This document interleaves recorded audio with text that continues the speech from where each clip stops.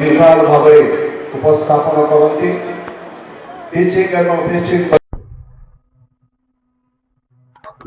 ताकू talent देइछंती अमनकर professor Rajpati पाणी नयागढ़ प्रसंग रही पाप स्वीकार गुरुत्वता गीत संगीता 51 पर्वर चारिपद यही प्रसंग को नहीं प्रभुंकर वाक्य परिवेषण करेंगे मो पिता पुत्र पवित्र आत्मा का नाम सम्मुख को आह्वान करे महाशय आसवे आसवा समय आम सम्मानार्थे उच्च करताली देवा दयाकोरी धन्यवाद।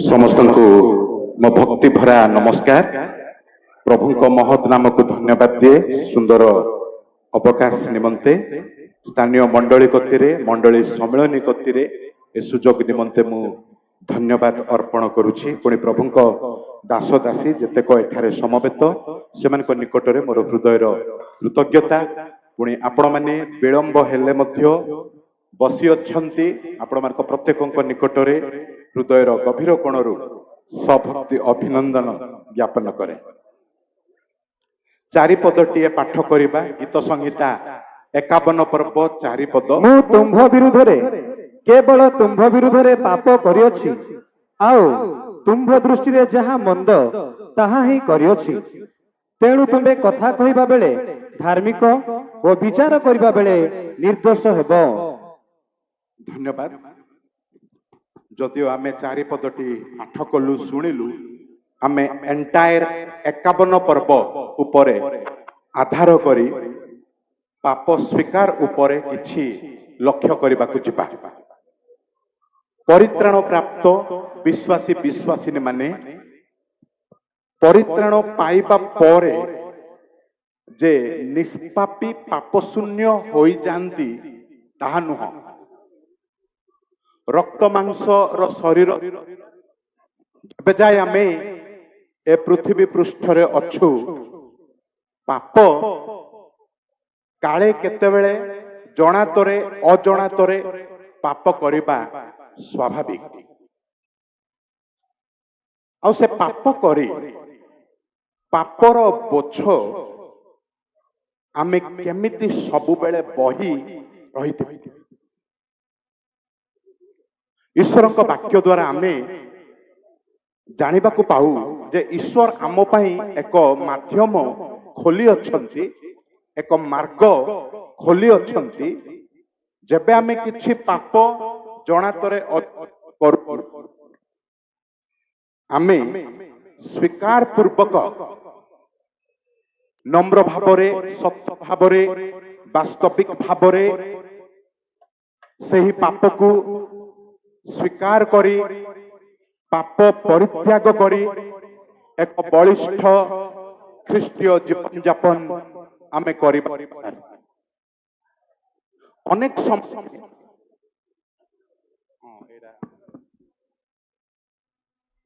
समय रे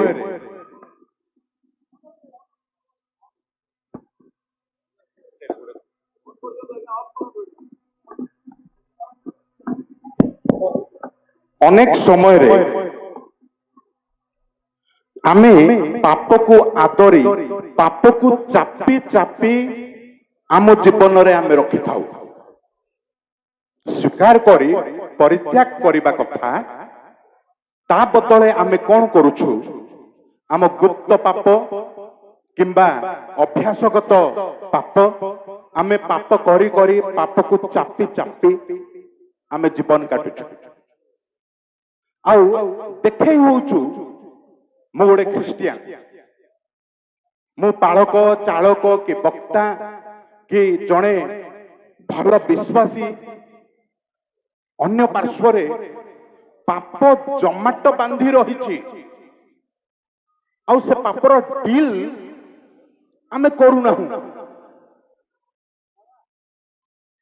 प्रभु से चाहती आमे केमिति स्वीकार करू प्रथम जोहन तार 1 पर्वर 9 पद समस्त परिचित पद ताहा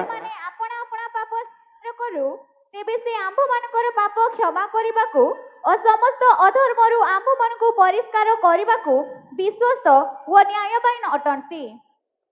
ସେ ବିଶ୍ୱସ୍ତ ପ୍ରସ୍ତୁତ ଅଛନ୍ତି। ଦୟାବାନ ଈଶ୍ୱର ଆମ ପାପ ଯେବେ ଆମେ ସ୍ୱୀକାର କରୁ ସେ କ୍ଷମା ଦେବାକୁ ବିଶ୍ୱସ୍ତ। ଠିକ ଅଛି। ନ୍ୟାୟବାନ ଶବ୍ଦ ସେଠାରେ ସେ କେମିତି ବ୍ୟବହାର କରୁଛନ୍ତି? କାହିଁକି ନ୍ୟାୟବାନ? କ୍ଷମା ତ କରିବେ କରିବେ।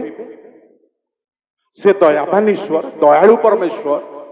ଯେବେ ଜଣେ ଲୋକ ପାପ ସ୍ୱୀକାର କରୁଛି ସେ ଦୟାରେ ପ୍ରେମରେ ବିଶ୍ୱସ୍ତ ଭାବେ ସେ କ୍ଷମା କରିବେ। ନ୍ୟାୟବାନ କଥା ଆସୁଛି କୁଆଡୁ?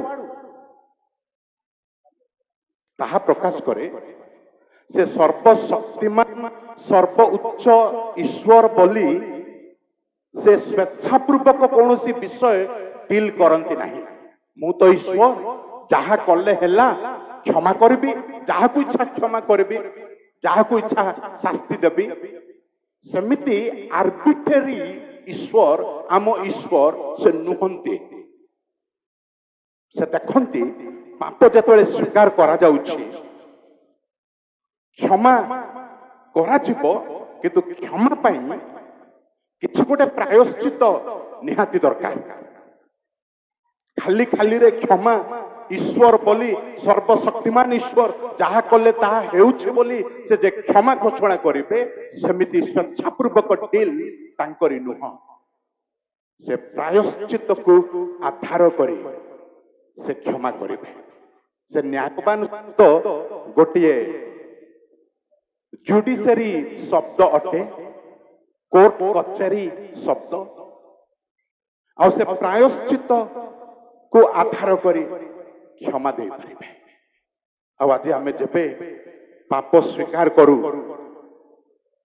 ପ୍ରଭୁ ଈଶ୍ୱର ସେ କୃଷିୟ ପ୍ରାୟଶ୍ଚିତକୁ ଆଧାର କରି ଯେତେ ବଡ଼ ପାପ ଆମେ କରୁନା କାହିଁକି, ଯେତେ ବଡ଼ ପାପ ଆମେ କରିଥିଲେ ମଧ୍ୟ ତାଙ୍କରି ସେ ପ୍ରାୟଶ୍ଚିତ ଶକ୍ତିଯୁକ୍ତ ଅନଲିମିଟେଡ ପ୍ରାୟଶ୍ଚିତକୁ ଆଧାର କରି ସେ ନ୍ୟାୟ ସଙ୍ଗତ ଭାବେ ଆମ ପାପ କ୍ଷମା କରିପାରନ୍ତି। ଏମିତି ଗୋଟାଏ ସ୍ୱର୍ଗୀୟ ଦ୍ୱାର ଉନ୍ମୁକ୍ତ ହେବା ସ୍ଥଳେ ଆମେ କେମିତି ପାପ କରି କରି ଚାଲୁ ରହୁଥିବା, ସ୍ୱାଧୀନ ଭାବେ ପାପ କରୁଥିବା, ପାପକୁ ଚାପି ଚାପି ରଖୁଥିବା, ସ୍ୱୀକାର କରିବା ନାହିଁ, ଭଦ୍ରପଣିଆ ଏପଟ ଦେଖଉଥିବା, ଆଧ୍ୟାତ୍ମିକତା ବେଶୀ ଦେଖଉଥିବା, ପାଟିବା ପଣିଆ ଆମେ ଦେଖଉଥିବା, ସେପଟ ଦେଖିଲେ ପାପ ଜମାଟ ବାନ୍ଧି ଆମେ ରଖୁଛୁ।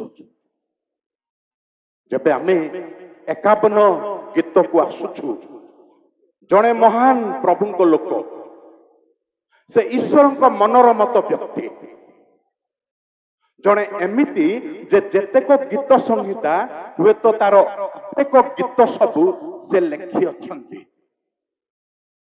ଆଉ କହିବାକୁ ଗଲେ ଏମିତି ଜଣେ ବ୍ୟକ୍ତି ବିଶେଷ ସିଏ ଯେ ଈଶ୍ୱର ହୁଏତ ଚାହିଁଥିଲେ ପ୍ରଥମ ରାଜା ସିଏ ହେବେ ବୋଲି, ଦାଉଦ ହେବେ ବୋଲି। ଆଉ ତାହାଙ୍କ ସିଂହାସନରେ, ଦାଉଦଙ୍କ ସିଂହାସନରେ ଯୀଶୁଖ୍ରୀଷ୍ଟ ବସି ସେ ଅନନ୍ତ କାଳ ରାଜତ୍ୱ କରିବେ, ଏମିତି ଗୋଟାଏ ବ୍ୟକ୍ତିତ୍ବ, ସେହି ବ୍ୟକ୍ତି ସେ ଦାଉଦ। ଆଉ ସେ ଦେଖିବା ବେଳେ ଏମିତି ଗୋଟେ ନିଷ୍ଠୁର କୁତ୍ସିତ ପାପରେ ସେ ପତିତ ହେଉଅଛନ୍ତି। ତାହା ପ୍ରକାଶ କରେ ଯେ ଆମେ କେତେ ଆତ୍ମିକତାର ଶୀର୍ଷରେ ପହଞ୍ଚିଲେ ମଧ୍ୟ ଆମେ ପାପର ଆଟ୍ରାକ୍ସନ ଠାରୁ ଆମେ ଫ୍ରି ନହୁ।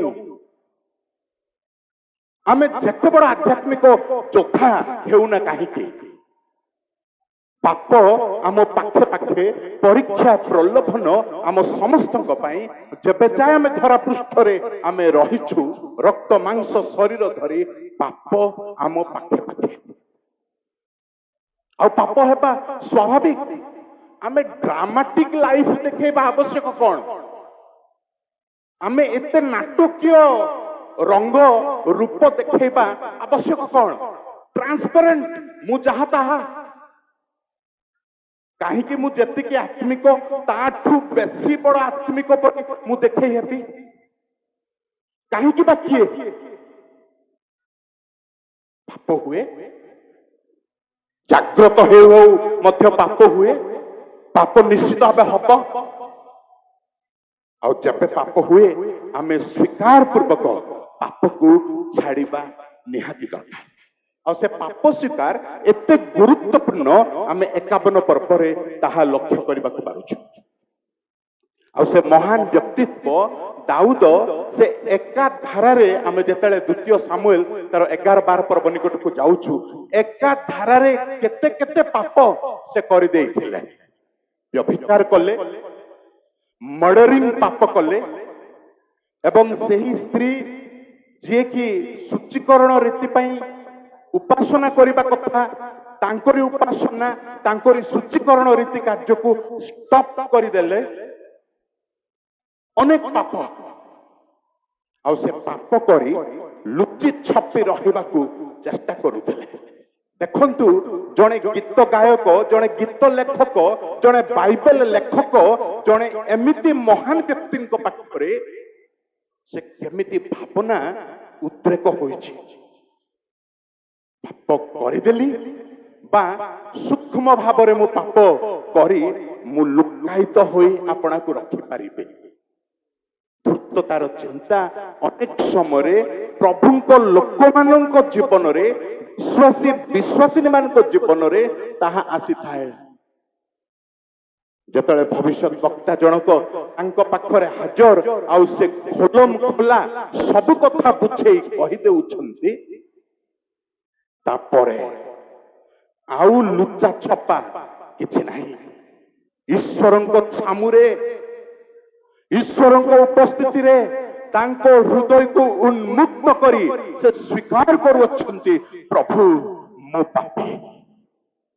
ତାଙ୍କ ବିଶ୍ୱାସ ଅତି ଚମତ୍କାର ଲାଗେ।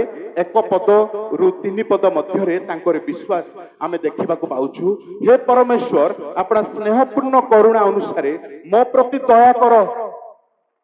ପ୍ରଭୁ, ବର୍ତ୍ତମାନ ଗୋଟିଏ ମାତ୍ର ଉପାୟ, ଗୋଟିଏ ମାତ୍ର ମାଧ୍ୟମ ମୋ ପାଇଁ ମୁଁ ଦେଖିପାରୁଛି, ତାହା ହେଉଛି ତୁମରି ଲଭିଂ କାଇଣ୍ଡନେସ୍, ତୁମରି ଗ୍ରେସ୍। ପ୍ରଭୁ, ତୁମରି କୃପା, ତୁମରି ଅନୁଗ୍ରହ। ଆଉ ସେ ସ୍ନେହପୂର୍ଣ୍ଣ କରୁଣା ଏତେ ବେଶୀ ଯେ ପୃଥିବୀରେ ଯେତେ ବଡ଼ ପାପ ହେଉନା କାହିଁକି ତାହା ଆଚ୍ଛାଦନ କରିପାରିବ, କ୍ଷମା ଆଣି ଦେଇପାରିବ। ପ୍ରଭୁ, ତାରି ସାହାରା ମୁଁ ଏବେ ନେଉଛି। ପ୍ରଭୁ, ତୁମ୍ଭ କୃପାର ବାହୁଲ୍ୟ ମୋ ପାପ ଯେତେ ବଳିଷ୍ଠ ତାଠୁ ବେଶୀ ପ୍ରଭୁ ତୁମରି କୃପା ବାହୁଲ୍ୟ ମୋ ପାଇଁ ଅଟେ। ଆଉ ତା ଅନୁସାରେ ମୋହରି ଅଧର୍ମ ତୁମେ ମାର୍ଜନା କର, କାରଣ ମୁଁ ଆପଣା ଅଧର୍ମ ସ୍ୱୀକାର କରୁଛି। ଆଜି ଯାଏ ମୁଁ ଚାପି ରଖିଥିଲି ପ୍ରଭୁ, ଆଜି ଯାଏ ମୁଁ ଲୁକାୟିତ ଭାବେ ରଖିଥିଲି ପ୍ରଭୁ, ଆଜି ଯାଏ ମୁଁ ଲୁଚି ଛପି ରହୁଥିଲି ପ୍ରଭୁ। ଏବେ କିନ୍ତୁ ମୁଁ ଖୋଲମ ଖୋଲା ପ୍ରଭୁ ତୁମ ଆଗରେ ମୁଁ ସ୍ୱୀକାର କରୁଅଛି। 4ଟି ଗୁରୁତ୍ୱପୂର୍ଣ୍ଣ ବିଷୟ ଆମେ ଏହି ପର୍ବରେ ଲକ୍ଷ୍ୟ କରିବାକୁ ଯିବା। ପ୍ରଥମ ବିଷୟ ଆମେ ଦେଖିବା, ସେ ନିଜେ ସମ୍ପୂର୍ଣ୍ଣ ଦୋଷୀ ବୋଲି ସ୍ୱୀକାର କରନ୍ତି। ନିଜେ ସମ୍ପୂର୍ଣ୍ଣ ଦୋଷୀ ବୋଲି ସେ ସ୍ୱୀକାର କରନ୍ତି, ଯାହା ଆମେ 4 ଆଉ 5 ପଦରେ ଲକ୍ଷ୍ୟ କରିବାକୁ ପାରୁ। ସେ କୁହନ୍ତି, ମୁଁ ତୁମ୍ଭ ବିରୁଦ୍ଧରେ, କେବଳ ତୁମ୍ଭ ବିରୁଦ୍ଧରେ ପାପ କରିଅଛି, ମୁଁ କରିଅଛି। ମୁଁ, ସେ ପର୍ସନାଲ ପ୍ରୋନାଉନ, ମୁଁ, ମତେ, ମୋର। ପ୍ରଭୁ, ଏ ପାପ ପ୍ରଭୁ ମୁଁ କରିଛି। ନିଜେ ସମ୍ପୂର୍ଣ୍ଣ ରୂପେ ନିଜ ଉପରକୁ ଦୋଷ ଆଣୁଅଛନ୍ତି। କହୁନାହାନ୍ତି ସିଏ ଯେ ପ୍ରଭୁ ସମ୍ପୂର୍ଣ୍ଣ ରୂପେ ମୁଁ କେମିତି ଦାୟୀ ହୋଇପାରିବି? ସେ ଉରିୟଙ୍କ ଭାର୍ଯ୍ୟା ବେତ୍ସେବାଙ୍କ ଭୁଲ କଣ କିଛି ନୁହଁ? ମୁଁ ନିରୀହ ଭାବେ ଉପରେ ବୁଲଚାଲ କରୁଥିଲି, ମୁଁ କଣ ପାପ କରିବି ବୋଲି ଉପରକୁ ଯାଇଥିଲି? ସେ ସ୍ତ୍ରୀ ଯେବେ ଗାଧଉଛି ସେ କେମିତି ଖୋଲା ଗାଧେଇ ପାରିବ? ଭୁଲ କଣ ତାର ନାହିଁ, ତାଙ୍କ ସ୍ୱାମୀର ନାହିଁ? ହେବା କଥା କି ପ୍ରଭୁ, ପରିସ୍ଥିତିରେ ପଡି ଘଟୁ ଘଟୁ କିଛି ଘଟିଗଲା ସିନା, ମୁଁ କଣ ପର୍ପସଫୁଲି ପାପ କଲି କି? ନାହିଁ, ମୁଁ ସମ୍ପୂର୍ଣ୍ଣ ରୂପେ ଦୋଷୀ ହୁଏତ ନାହିଁ। ସେ ଜଷ୍ଟିଫାଇ କରୁନାହାନ୍ତି, ସେ ଏହି ପାପ ପାଇଁ ପରିସ୍ଥିତିକୁ ନିନ୍ଦା କରୁନାହାନ୍ତି କିମ୍ବା ଅନ୍ୟ କୌଣସି ବ୍ୟକ୍ତିଙ୍କୁ ସେ ନିନ୍ଦା କରୁନାହାନ୍ତି। ସମ୍ପୂର୍ଣ୍ଣ ରୂପେ ନିଜେ ମୁଣ୍ଡେଇ ହେଉଛନ୍ତି ସେ ଦୋଷକୁ, ଆଉ ସେ କହୁଛନ୍ତି ପ୍ରଭୁ ମୁଁ ତୁମ୍ଭ ବିରୁଦ୍ଧରେ, କେବଳ ତୁମ୍ଭ ବିରୁଦ୍ଧରେ। ପ୍ରିୟ ବନ୍ଧୁ, ଯେବେ ଆମେ କିଛି ପାପ, ଅନ୍ୟାୟ, କିଛି ତ୍ରୁଟି, କିଛି ଭୁଲ ଆମେ ଅନ୍ୟ ବିରୁଦ୍ଧରେ କରୁ, ତାଙ୍କ ବିରୁଦ୍ଧରେ ଆମେ କରୁନାହୁଁ, ଈଶ୍ୱରଙ୍କ ବିରୁଦ୍ଧରେ ଆମେ କରୁ। ଦାଉଦ ହୁଏତ ଏଠାରେ ସେ ଏହା ଆଉ ରିଏଲାଇଜ କରୁଛନ୍ତି, ପ୍ରଭୁ ଯାହାକୁ ତୁମେ କ୍ଷତ ରାଶିରୁ ଉତ୍ତୋଳନ କରି ଉଚ୍ଚୀକୃତ କରିଛ ପ୍ରଭୁ, ସେହି ବ୍ୟକ୍ତି ମୁଁ କିଏ ପାପ କରିବା କଥା ଥିଲା ପ୍ରଭୁ, ମୁଁ କରିଛି ପାପ ଆଉ ତୁମ୍ଭ ବିରୁଦ୍ଧରେ। ଯାହାଙ୍କୁ ତୁମେ ମନୋନୀତ କରି ଗାଦି ଉପରେ ବସେଇଲ ପ୍ରଭୁ, ସିଏ ମୁଁ ମେଷପାଳ କରୁ ପ୍ରଭୁ ପ୍ରମୋଟେଡ ହୋଇ ରାଜା ପଦ ପାଇଛି, ମୁଁ ତୁମ ବିରୁଦ୍ଧରେ ପାପ କରିଛି। ଅନୁଗ୍ରହ ପ୍ରାପ୍ତ ହୋଇ ମୁଁ ବ୍ୟର୍ଥରେ ତାହା ଉଡେଇ ଦେଇଛି ପ୍ରଭୁ। ସମ୍ପୂର୍ଣ୍ଣ ରୂପେ ନିଜ ଉପରକୁ ସେ ଦୋଷ ଆଣୁଅଛନ୍ତି ଆଉ କହୁଛନ୍ତି ମୁଁ ହିଁ ଦୋଷୀ ପ୍ରଭୁ। ପ୍ରିୟ ବନ୍ଧୁ, ଯଦି ଆମେ ଏହି ପ୍ରିନ୍ସିପଲ ଆମେ ଆଡପ୍ଟ କରିବା, ଆମ ମଣ୍ଡଳୀ ମାନଙ୍କ ମଧ୍ୟରେ ବିଶୃଙ୍ଖଳା ରହିପାରିବ ନାହିଁ। ଆମ ପାରିବାରିକ ଜୀବନରେ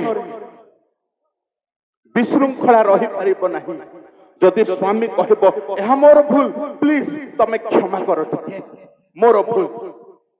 ଯଦି ସ୍ତ୍ରୀ କହିବ ହଠାତ୍ ମୁଁ ପାପ କଲି, ମୁଁ ଭୁଲ କରିଦେଲି, ଏହା ମୋରି ଭୁଲ,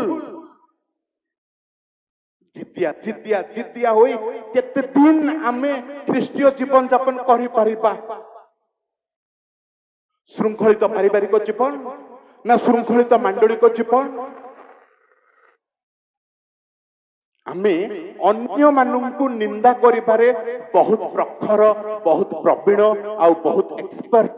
ଆମେ ନିଜ ଦୋଷ, ନିଜ ଭୁଲ ଆମେ ବୁଝିପାରୁନାହୁଁ, ଆଉ ତାର ଏଣ୍ଡ ରିଜଲ୍ଟ ଗୋଟେ ବହୁତ ବଡ ସମସ୍ୟା, ପରିବାର ଭିତରେ ବୋଲନ୍ତୁ, ମଣ୍ଡଳୀ ଭିତରେ ବୋଲନ୍ତୁ, ସମାଜ ମଧ୍ୟରେ ବୋଲନ୍ତୁ। କାହିଁକି? ନିଜ ଭୁଲ ଆମେ ଜାଣିପାରୁନାହୁଁ, ସ୍ୱୀକାର କରିପାରୁନାହୁଁ। ପ୍ରଭୁଙ୍କ ଛାମୁରେ କେତେ ଭଲ କଥା ତାହା, ପ୍ରଭୁଙ୍କ ଛାମୁରେ ଆମେ ଯଦି ଆଣ୍ଠୁପାତି କହିବା, ହୃଦୟ ସହିତ କହିବା, ପ୍ରଭୁ ଏହା ମୋର ପାପ, ମୁଁ ସେ ଭୁଲ କରିଛି।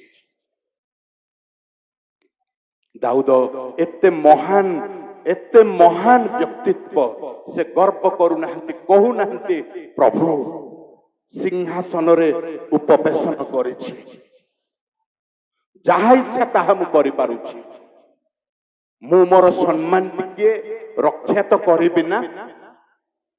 ମୁଁ କେବଳ ନୁହଁ, ସେ ପରିବେଶ, ପରିସ୍ଥିତି, ସେ ଉରିୟ, ସେ ବେତ୍ସେବା, ସେମାନେ ମଧ୍ୟ ଦାୟୀ। ସେମିତି ନୁହଁ। ପ୍ରିୟ ବନ୍ଧୁ, ଆମେ ଅନ୍ୟ କାହାକୁ କାହିଁକି ଆଙ୍ଗୁଠି ଦେଖେଇବା? କାହିଁକି ଆମେ ନିଜେ ନିଜକୁ ଦେଖିବା ନାହିଁ? କାହିଁକି ଆମେ ପ୍ରଭୁଙ୍କ ପଦ ତଳେ ପ୍ରତି ସକାଳେ, ପ୍ରତି ସନ୍ଧ୍ୟାରେ ନିଜ ଲାଇଫକୁ ଇଭାଲୁଏଟ କରିକି ଆଜି ଦିନଟା ମୁଁ କେମିତି କାଟିଲି ତାହା ତର୍ଜମା କରିକି ପ୍ରଭୁଙ୍କ ଛାମୁରେ କାହିଁକି ଆମେ ପ୍ରଣିପାତ ପୂର୍ବକ କହିବା ନାହିଁ, ପ୍ରଭୁ ଏହା ମୋର ପାପ, ମୋର ଭୁଲ? ହୁଏତ 100% ସମସ୍ୟା ସଲ୍ୟୁସନ ସେଇଠି ଆମେ ପାଇବା ଯଦି ଆମେ ଆଇଡେଣ୍ଟିଫାଇ କରିବା ରୁଟ୍ କଜ ମୁଁ ହିଁ ଅଟେ। ନିଜେ ଦୋଷୀ ବୋଲି ସେ ସ୍ୱୀକାର କରୁଅଛନ୍ତି।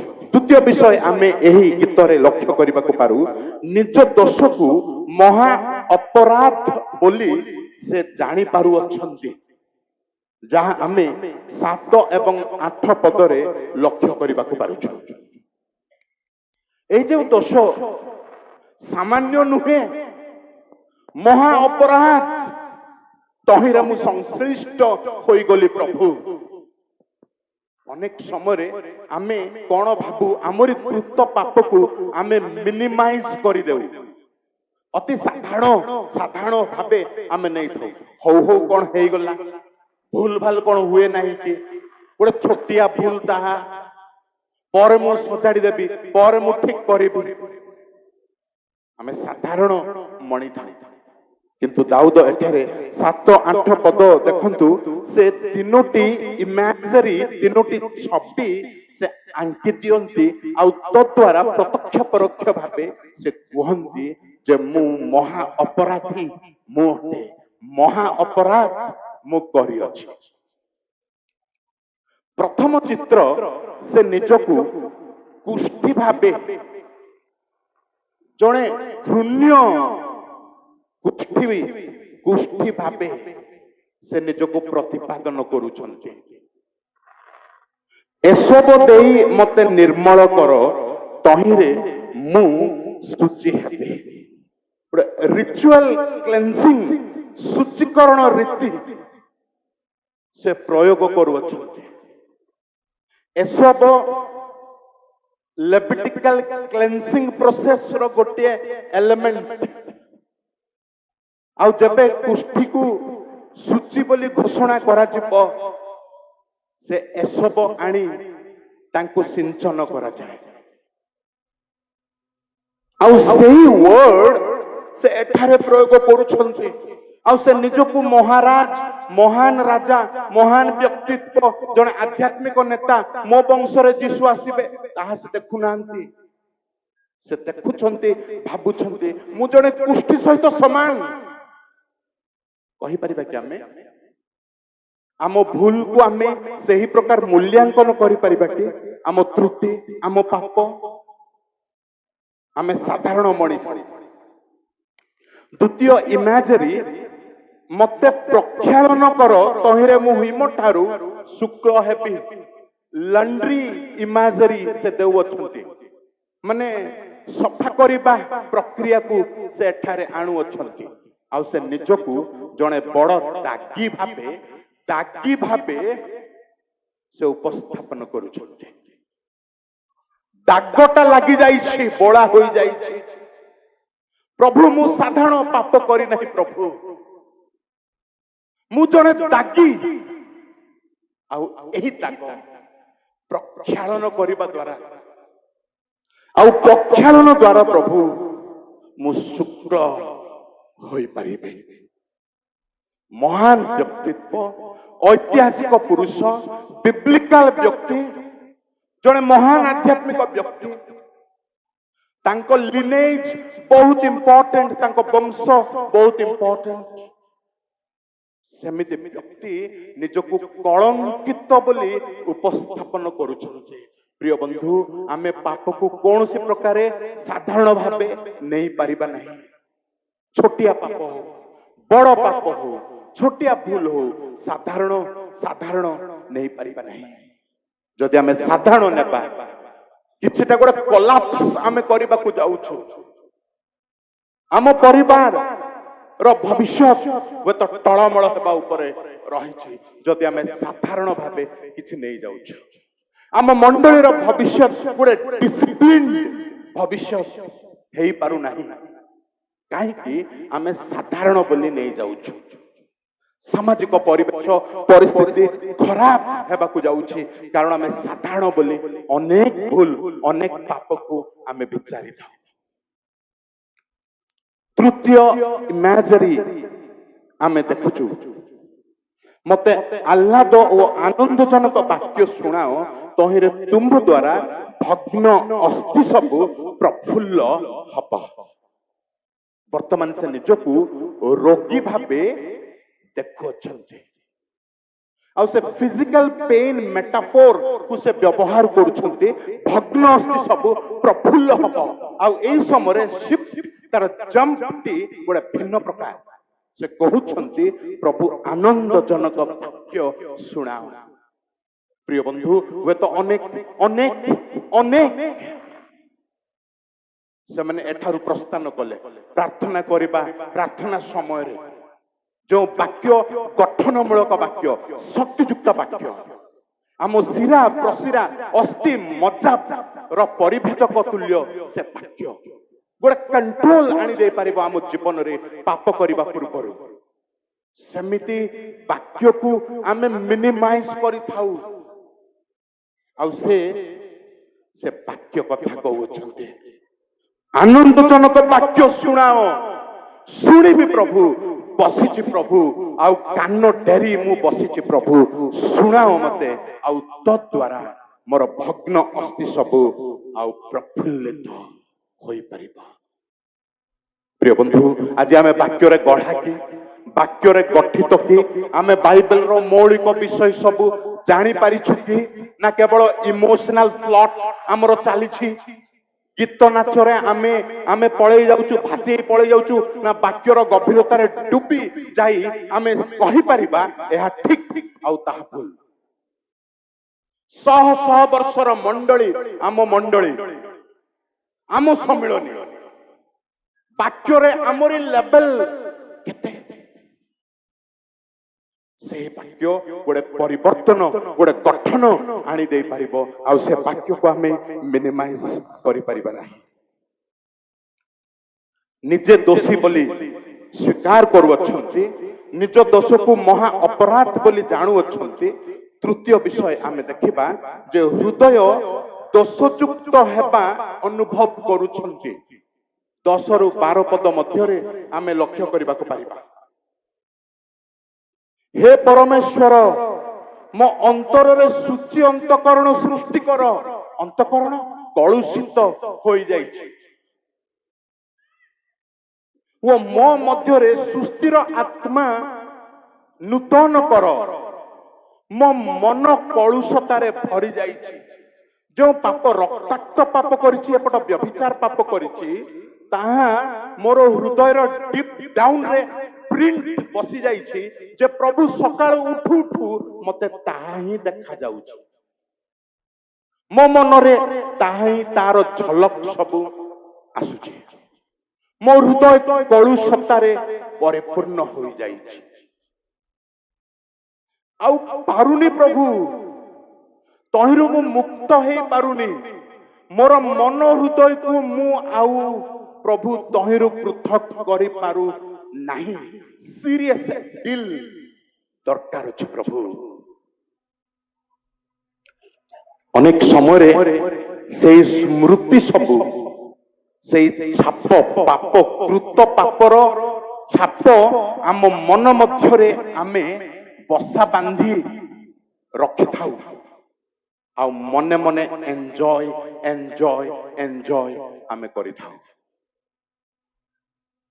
किंतु गीत लेखक दाऊद एठारे संपूर्ण रूपे अनुतप्त पश्चाताप करुअछंती आउ से गोटे एमिति क्लेंसिंग पाई प्रभु को निकटरे प्रार्थना करुछंती प्रभु मो मन हृदय को अंतकरण को तुमे निर्मल कर प्रभु सेठारे किछि कलंक विषय रहिबा को दियो नै कोनोसी स्मृति छाप रखनी प्रभु तो द्वारा मु त्वरान्वित जेमिति हेबि नै साहाय्य कर प्रभु प्रार्थना आमे निश्चित भावे सही प्रकार करिबा दरकार सही प्रकार स्वीकार आम स्वीकार हेबा दरकार केते काल पाप को हेजी हेजी कृत अधर्म को मनरे भाबी भाबी एन्जॉय करी करी आमे चालुथिबा एपट भलो क्रिश्चियन रो परिचय आमे देखौथिबा स्वर्ग सही पारिबो नाही सही प्रकार कृत्रिम जीवन यापन पाई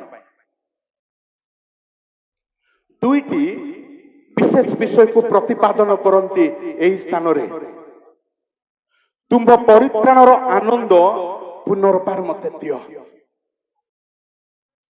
से कहूनांती तुम्भ परित्राण पुनर्बार मते दियो तार परित्राण चली जाई नहीं जो आनंद रियल स्पिरिचुअल जॉय परित्राणर आनंद ताहा निहाती मो पई दरकार प्रभु मु आउ शांति रे रही पारु नाही से पूर्व परे आनंद मोठारे नाही पाप सब खाई देइछि प्रभु सारी देइछि प्रभु मारी देइछि प्रभु मते से परित्राणर आनंद तुम्भे मते दियो तापर से आउ गोटे विषय कहते तुम्भ पवित्र आत्मा मो ठारू नियो नाही डरुछि लोकटा कारण साउलंक जीवन रे घटिथिबा से निजे देखिछन्ति पवित्र आत्मा चलिबा परे मंद आत्मा आक्रांत तांकु करूथिबारु से केमिति विकृति विवर्ण हेउथिले से चाक्षुष साक्षी दाऊद प्रभु कौन मु एते बड़ पाप कली ता परिणाम स्वरूप प्रभु ए पवित्र आत्मा जीवाकु दियो नाही प्रभु नहीं जाओ नाही प्रभु गठन कर मो हृदय मो मन को तुम्हें स्पर्श कर प्रभु एक कलुषतारू मुक्त होई तुम ठारे ख्रीष्टीय ईश्वरीय सहभागिता प्राप्त होई जीवन यापन मु करि परिबे प्रिय बंधु से पापर कलुषता हृदय रे छापी होई जहा रहिछि तार मुक्ति पाई एही प्रकार प्रार्थना निवेदन आमे घोड़े घोड़े पाप को चापी चापी पाप पूर्व पापर स्मृति को दोहराई दोहराई जीवन यापन करि परिबा नै हाथ झाड़ी क्लेंस संपूर्ण रूप क्लीन प्रभु को छामु को आमे आसीबा बेले हमर समस्त पाप स्वीकार पूर्वक तांकरी उपासना आमे करिबा दरकार शेष विषय अति चमत्कार दोष मुक्त होई सेवा करिबा से निष्पत्ति नेउ अछन्ति 13 रु 17 पद तहिरे मु अपराधी मानंकु तुम्भर पथ शिखाइबे वो पापी माने तुम्भ प्रति फेरिबे पाप को भितरे चापी रखी एपट केते मिनिस्ट्री आमे करुणा काहीकि ताहा फलप्रसू फलवती होई परिबो नाही केते हमर टैलेंट आमे यूज करू पाप स्वीकार तापर सेवा आ देखंतु से केमिति गोटे पैरेललिज्म आणु अछंती तहिरे मु अपराधी मानकु तुम्हर पथ शिखाइबी प्रभु तुमे मते दोषमुक्त कर जे दोषमुक्त हेबा परे जेउ माने एही प्रकार पापरे पड़ी अछंती सेमानंकु मोर साक्ष्य सुनेइबी आउ सेमानंकु प्रभु तुम निकटवर्ती मु कराइबी ताउची मिनिस्ट्री ताउची साक्ष्य ताउची गठन पाप स्वीकार रो रिजल्ट होची मिनिस्ट्री ऊपर डायरेक्ट इंपैक्ट पडुची आमे प्रभु को छामुरे प्रार्थना पूर्वक पाप स्वीकार पूर्वक जेतला आमे क्लेंस आमे हेई जाऊ ता परे आमे जेउ सेवा करू सेई सेवा ईश्वर पागरे ग्रहणीय सेवा आ लोक मान को पई ताहा निष्ठाजनक सेवा उठे हे परमेश्वर मो त्राणर परमेश्वर तुम्बे मते रक्तपात दोषरु उद्धार कर तहिरे मोहर जिह्वा तुम्ब धर्म विषय उच्च स्वर रे गान करिवो उच्च स्वर रे गान करिवो पाप थाउ थाउ नुहे प्रभु से रक्तपात दोषरु मते उद्धार कर मुक्त कर क्षमा कर दियो ता परे प्रभु लिप वर्शिप तुम पाए लिप वर्शिप लाइफस्टाइल वर्शिप नो हेउणी लिप वर्शिप प्रभु को पाई ताहा ग्राह्य युक्त होई परिबो नाही आचरण संबंधी पवित्रता आचरणीय संबंधी उपासना जेबे जाय आमर हेउ नाही उच्चारण संबंधी उपासना प्रभु ग्रहण करि परिबे नाही। भूल भाल काम करिथिबा, अन्याय अत्याचार करिथिबा, व्यभिचार पापरे लिप्त होई रहिथिबा, एपट आसी उच्च स्वर रे कोन करिबा प्रभु कोन ग्रहण करिबे? बिल्कुल नुह। हमरो फिलॉसफी हम माइंडसेट को आमे चेंज करिबा निहाती दरकार। आउ एक चमत्कार विषय एई स्थान रे ए डिसीजन नेबा बेले, सेपारो डिसीजन नेबा बेले गोटे चमत्कार विप्लवात्मक सत्यता प्रतिपादन से करंती। से कोन कहू अछंती देखंतु, कारण तुम्भे बलिदान रे संतुष्ट नुह, हेले मु ताहा दियंती। बलिदान रो जुग, लक्ष लक्ष पशु हणा हेबा बलि करिवार समय ताहा से पर्यंत जीशु ख्रीष्ट आसी क्रूसरे क्रूसार्पित होई नाहंती। पुरातन नियम रो कथा एहा, बलिदान अप्रूव। सेमिति समय ईश्वर का वाक्य इको हेउची प्रतिध्वनि होई जाउची जे तुमे बलिदान रे संतुष्ट नुह। होम बलि रे तुमर किछि संतोष नाही। ए सबु छाया स्वरूपे प्रदत्त, ए सबु अल्टीमेट रीजन, अल्टीमेट विषय ए सबु नुहे। चमत्कार भाबे गीत लेखक पेन डाउन करियछन्ति। ताहेले कोन प्रभु को आगरे ग्राह्य युक्त? जदि होम बलि, जदि बलिदान ग्राह्य युक्त हेउ नाही, कोन ग्राह्य युक्त? 17 पदरे भग्न आत्मा परमेश्वरंको ग्राह्य बलि। प्रिय बंधु, आमे कहि परिबा कि आमे निजको डेडिकेट करबा कि प्रभु मोर उपासना इंपोर्टेंट, किंतु ता छडा प्रभु मो अंतकरण भग्न करबा प्रथमे तुमे ताहा चाहूछ।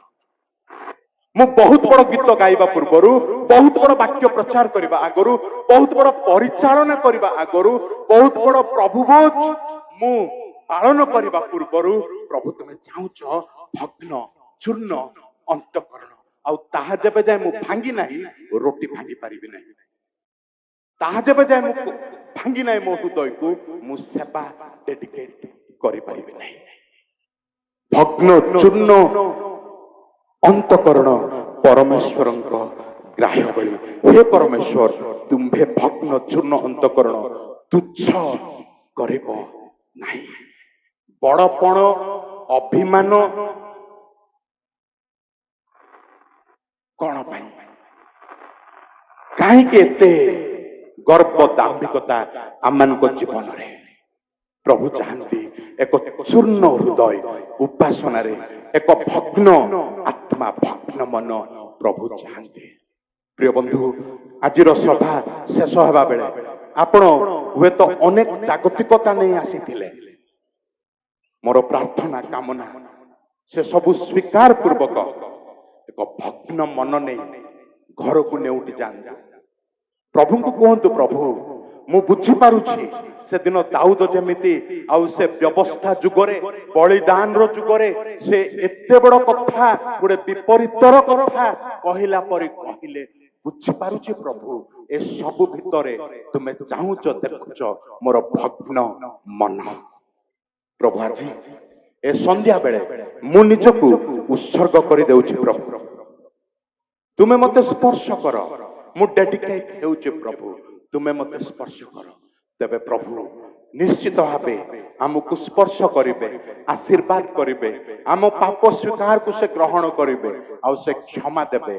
आउ जेतबेले क्षमा प्राप्त, जेतबेले दोष मुक्त आमे हेउ, मने रखु आमे ताहांको पई बंचिबा, मंडलीर निष्ठा पई बंचिबा, आउ केवल तांकरी गौरव जीवन रे प्रकाश करिबा। तबे प्रभु निश्चित भावे प्रत्येकଙ୍କୁ आशीर्वाद करिबे। धन्यवाद।